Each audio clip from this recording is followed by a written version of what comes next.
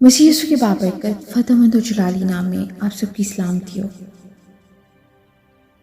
खुदावंद आप सबके साथ हो। खुदावंद आप सबको बरकत दे। आमीन। ज़बूर 20। फतह याबी के लिए दुआ।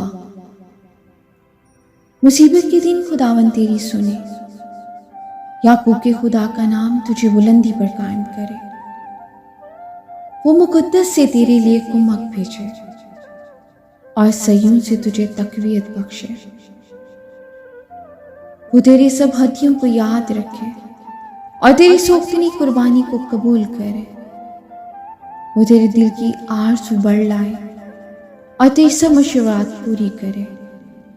हम तेरी निजात पर शादियाना बजाएंगे और अपने खुदा के नाम पर झंडे खड़े करेंगे।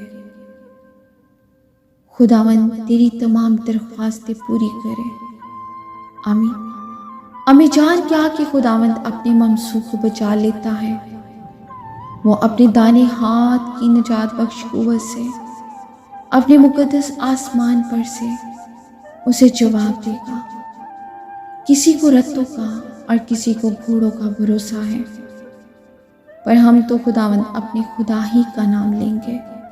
वो तो झुके और गिर पड़े, पर हम उठे और सीधे खड़े हैं। आए खुदावंद बचा ले, जिस दिन हम पुकारें तो बादशाह हमें जवाब दे। आमीन जी।